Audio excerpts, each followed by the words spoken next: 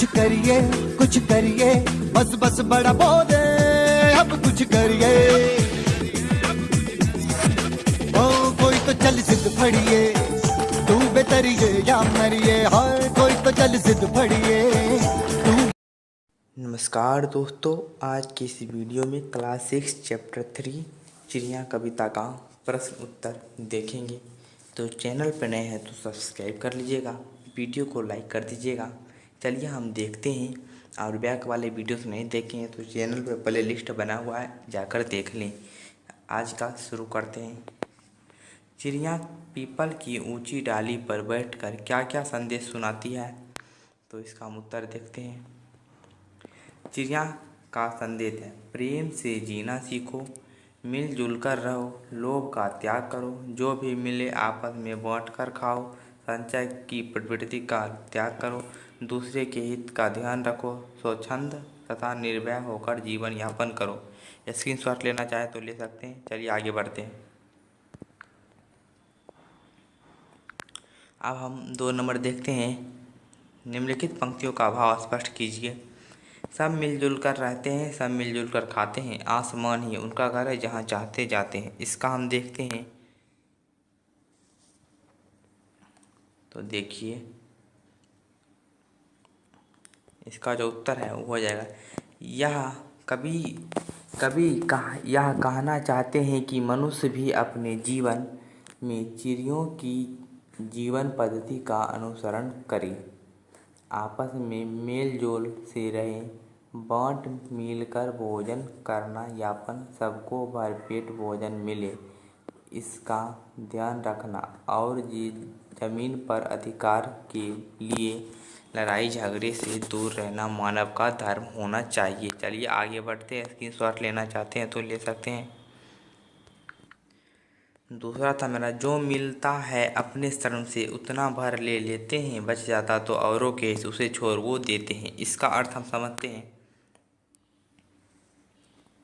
देखिए, इसका अर्थ हो जाएगा, मनुष्य को अपने परिश्रम से अर्जित धन पर ही भरोसा करना चाहिए। दूसरों का धन छीनकर जीना भी क्या जीना है, यह तो एक प्रकार से चोरी और बेईमानी है। एक मनुष्य को दूसरे मनुष्य के हित का भी ध्यान रखना चाहिए। चलिए आगे बढ़ते हैं। हमारा 3 नंबर क्वेश्चन है, निम्नलिखित स्थान को पूरा करें। कविता में से कुछ पंक्तियाँ दी गई है, इसे आपको पूरा करना है, इसके नेक्स्ट वाले पंक्ति को लिखना है। तो चलिए हम इसका देखते हैं उत्तर। तो इसका जो आंसर है ये हो जाएगा, चारों का चारों में आपको भर देना है। पाप नहीं परवाह नहीं, उसके बाद वाले में जीने की भी चाह नहीं, और ख्वाब वाला जो है, तुम हमसे जीना जग में, डाली है बेरी पग में, इसे आप भर दीजिएगा वहाँ पर। चलिए आगे बढ़ते हैं। तो हम आ चुके हैं अपने नेक्स्ट सवाल पर। देखिए, आजकल पक्षियों की संख्या कम होती जा रही है, इसे रोकने के लिए आप क्या सुझाव देना चाहेंगे? उत्तर देखते हैं इसका अब हम। तो देखिए, पशु पक्षी प्रकृति के आवश्यक अंग हैं, प्रकृति के आवश्यक अंग हैं, सॉरी यहाँ पर प्रकृति के आवश्यक अंग हैं। पेड़ पौधे से पर्यावरण का निर्माण होता है। पशु पक्षी पेड़ पौधे के बिना धरती पर जीवन की कल्पना नहीं की जा सकती। मनुष्य इन सब का सबसे बड़ा विनाशक है। हम भूल जाते हैं कि हम जिस डाल पर बैठे हैं उसी को काटे जा रहे हैं। हमें पशु पक्षी के जीवन की रक्षा करनी चाहिए, तभी हमारा जीवन भी सुरक्षित रहेगा। अगर वृक्ष नहीं काटे और जंगल को नष्ट होने से रोके तो पक्षी का वास स्वयं बढ़ेगा और उनकी संख्या भी बढ़ेगी। उन्हें स्वच्छंद होकर जीवन जीने के लिए वृक्ष और पौधे आवश्यक हैं। चलिए आगे बढ़ते हैं। अगला है मेरा, कविता में से उन पंक्तियों को छांटिए जिसमें, देखिए, चिड़िया को स्वतंत्र रूप से खुले आकाश में उड़ने की बात की गई है। तो देखिए कौन सी पंक्ति है वह। तो देखिए, आसमान ही उनका घर है जहाँ चाहते जाते हैं, सीमाहीन गगन में उड़ते निर्भय विचरण करते हैं, बैठ घड़ी भर हमें चकित कर गाकर फिर उड़ जाते हैं। ये जो है पंक्ति हो जाएगा। चलिए हम आगे बढ़ते हैं। ख नंबर है मेरा, मनुष्य को दुश्मनी का भाव छोड़ने की बात कही गई है। इस पंक्ति में कहेगा उसे आपको लिखना है, तो देख लीजिए यहाँ पर। चिड़िया बैठी प्रेम प्रীতি की रीति हमें सिखलाती है, सब मिलजुल कर रहते हैं, वे सब मिलजुल कर खाते हैं, वे कहते हैं मानव सीखो तुम हमसे जीना जग में, हम सोचंद और क्यों तुमने डाली हैं बेरी पग में। तो आगे बढ़ते हैं। इसका ये आंसर आप स्क्रीनशॉट लेना चाहे तो ले सकते हैं।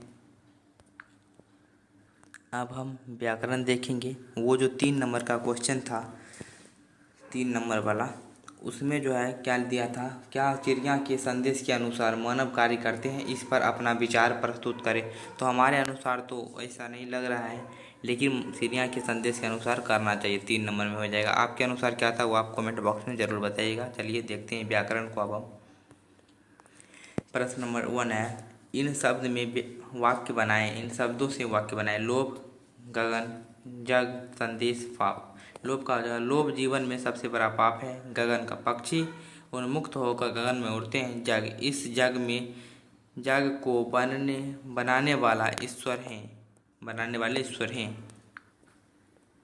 और यहाँ पर है उसके बाद संदेश, चिड़िया अपनी मीठी बोली में प्यार का संदेश सुनाती है। पाप, दूसरों को दुख देना पाप है।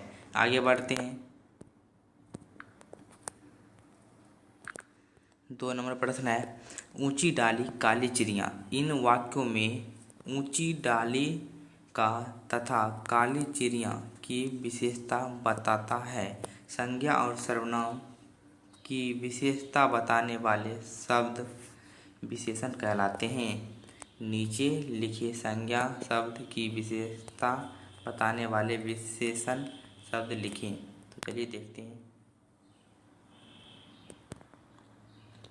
देखिए यहाँ पर दिया हुआ है मानव, पीपल, आसमान, आसमान, पग, जग, हंस। तो इसका जो है विशेषण हमें लिखना है। ये सब संज्ञा है। यहाँ पर आप कुछ भी लिख सकते हैं विशेषण, जैसे मानव है तो अच्छा मानव, पीपल है तो बड़ा पीपल, यहाँ पर आसमान नीला आसमान, जग सुंदर जग, हंस सफ़ेद हंस, कुछ भी आप दे सकते हैं। तो देख लीजिए यहाँ पर दिया हुआ है बंदी मानव, ऊंची पीपल, नीला आसमान, झूठा जग, 3 पग, सफ़ेद हंस। तो चलिए आगे बढ़ते हैं।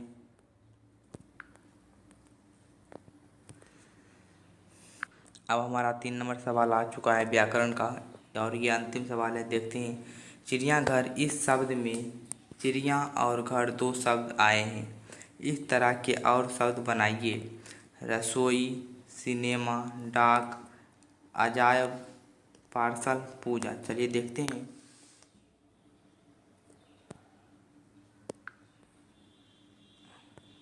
तो देखिए, रसोई का हो जाएगा रसोई घर, सिनेमा का सिनेमा घर, डाक का डाकघर, अजायब का अजायब घर, पार्सल का पार्सल घर, पूजा का पूजा घर। तो आज का जो चैप्टर है ये हमारा वो प्रश्न उत्तर पूरा हो चुका है। 3 का नेक्स्ट वीडियो में हम आगे बढ़ेंगे। और चैनल पर नए सब्सक्राइब कर लीजिएगा। इस तरह के और वीडियो देखने के लिए वीडियो को लाइक कर दीजिएगा। नेक्स्ट वीडियो आपको मिल जाएगी, इसलिए बेल आइकन को प्रेस कर लीजिएगा सब्सक्राइब करके। Thank you. मिलते हैं नेक्स्ट वीडियो में। आप